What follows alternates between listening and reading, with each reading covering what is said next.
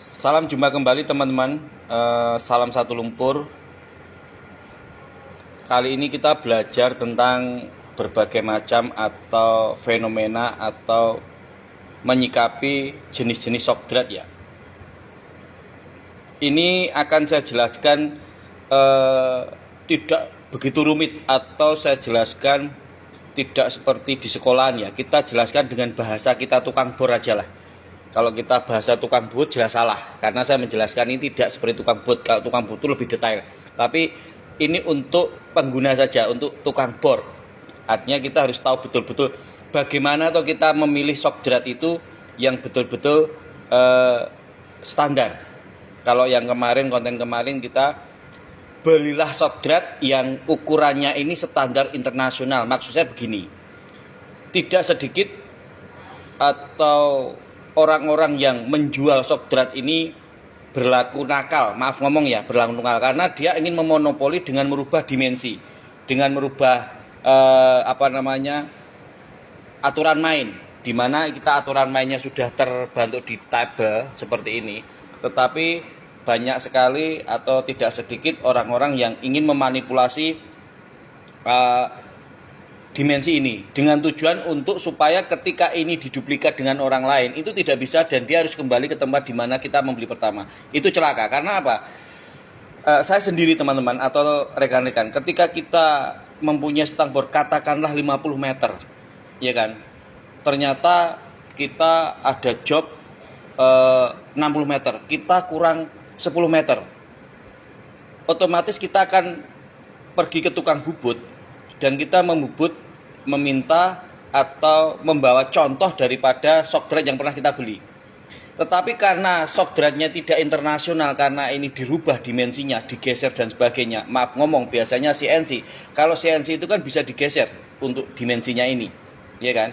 Maka ketika kita berhadapan dengan tukang bubut manual, kita akan kebingungan. Adapun yang bisa tetapi sedikit sekali orang itu. Contohnya saya tidak bisa. Jadi kita hanya berpatokan kepada tabel-tabel di sini teman-teman. Jika kita sudah lepas dari tabel ini, maka kita akan kerepotan.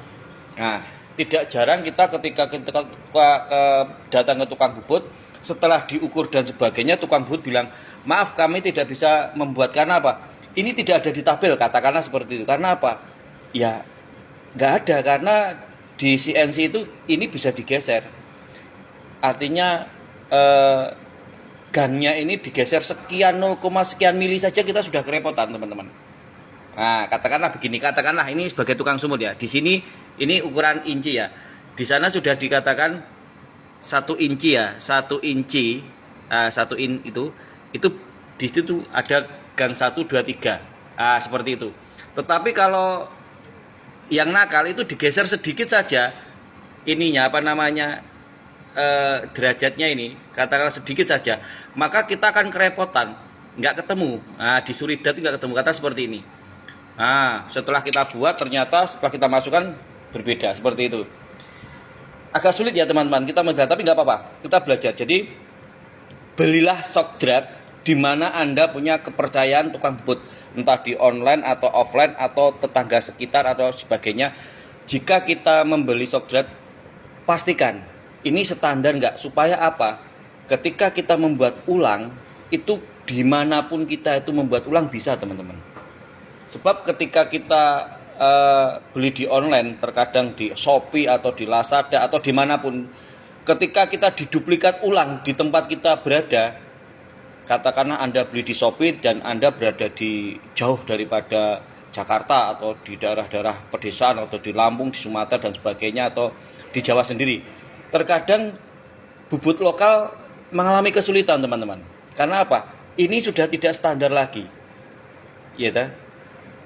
Artinya betul-betul kita mengalami kesulitan. Ketika kita pergi ke tukang bubut membawa membutuhkan 2 atau 3, 4 shock drat untuk diduplikat ulang, tukang bubut lokal mengalami kesulitan. Dengan alasan ini nggak bisa atau mungkin dimensinya berbeda dan sebagainya, karena di tukang atau di mesin bubut tidak ada, katakanlah seperti itu.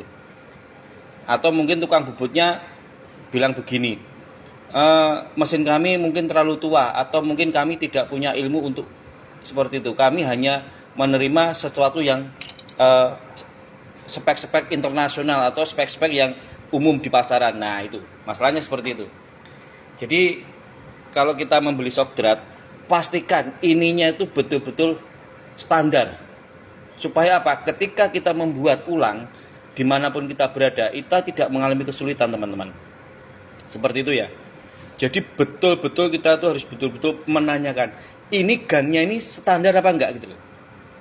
Kalau enggak standar, kembalikan. Minta yang standar. Supaya apa?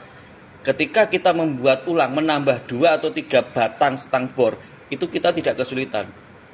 Celakanya kalau kita membeli shock drat, dulu kita lupa alamatnya. Kita lupa di mana dulu kita membeli. Nah, ukurannya berapa, lupa kita. Seperti itu. Tetapi tidak jarang juga yang shock drat yang dijual di online itu juga standar. Banyak, teman-teman. Makanya kita harus selektif. Jadi belilah di mana Anda percaya, belilah di mana Anda itu betul-betul biasa membeli, tetapi pastikan untuk ini tuh betul-betul standar. Asumsinya apa? Supaya ketika kita membuat ulang di daerah kita masing-masing, itu tidak mengalami kesulitan. Bukan berarti tukang bubut tidak bisa, banyak yang bisa, tetapi agak kerepotan, seperti itu ya. Dan memang celakanya kalau yang dibuat di CNC itu kalau mau dipadukan di mesin-mesin konvensional seperti ini, itu enggak ada, di sini enggak ada. Karena kalau ini kan sumbu X dan Y-nya itu kan digerakkan sama ini, teman-teman. Sama ini, sama ini, sama ini. Sumbu X dan Y-nya itu. Tetapi kalau mesin-mesin CNC kan enggak pakai gigi, dia pakai servo motor yang dikendalikan sama komputer. Mikromili sekian dia bisa diubah. Katakanlah kalau ini hitungannya 2, 6, 8 dan sebagainya, katakanlah kalau si CNC kan bisa dirubah seberapa mau diinginkan, 0 sekian sekian sekian atau 0, sekian sekian mili bisa. Tapi kalau ini kan sudah patokan daripada tabel gitu. Adapun bisa dirubah, tetapi itu sangat merepotkan kita, seperti itu. Kita maunya menerima sesuatu yang standar-standar aja lah. Katakanlah standar metrik atau standar mili dan sebagainya yang judulnya sudah kita internasional. Gitu teman-teman ya. Saya masih bingung bagaimana menjelaskan kepada teman-teman tuh supaya bisa diterima, karena saya tukang bor dan teman-teman tuh tidak terjun ke dunia perkakas bubut. Kita hanya bisanya memakai, membeli dan menggunakan. Tapi hari ini kita belajar bagaimana setidaknya kita nyerempet-nyerempet lah. Kalau kita membeli shock drat itu jangan kita asal percaya atau asal kita harus berusaha kritis dulu. Pertama, bahannya kita harus tahu dulu. Boleh murah, tapi kita harus tahu bahwa itu tuh betul-betul bahannya murah. Jangan kita beri mahal tapi harganya murah untuk bahannya. Maksudnya begitu. Kalau jujur-jujuran aja lah. Kalau kualitasnya bagus, bilang bagus. Kalau kualitasnya rendah, bilang rendah. Itu aja jujur-jujuran. Karena di pasar itu banyak sekali ngaku-ngaku bahannya sebetulnya bahan MS, bahan besi asbeca. Dia katakan ada besi S45C. Ternyata itu bukan.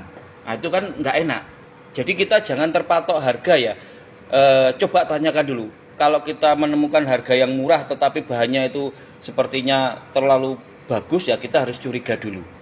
Terserah Anda beli di mana, terserah Anda. Atau percayakan kepada tukang bubut atau tukang online di mana Anda percaya, silakan. Tapi jangan sampai kita diperdaya dengan ketidaktahuan kita. Yang pertama seperti itu. Saya tukang bor banyak sekali diperdaya dengan keadaan seperti itu. Beli satu shock drat 10 pasang, 20 pasang, ketika kita mau menduplikat ulang tidak bisa. Harus beli lagi. Akhirnya stang bor kita gecrek-gecrek, teman-teman. Stang bor kita tidak sama. Nah, itu sering terjadi sekali itu. Oke ya. Kalau ada revisi atau mungkin masukan, tolong direvisi. Saya kurang begitu paham atau bagaimana menjelaskan secara teknis. Saya akan menjelaskan kepada teman-teman pengeboran itu paling tidak nyerempet-nyerempet ngerti lah gitu ya teman-teman ya.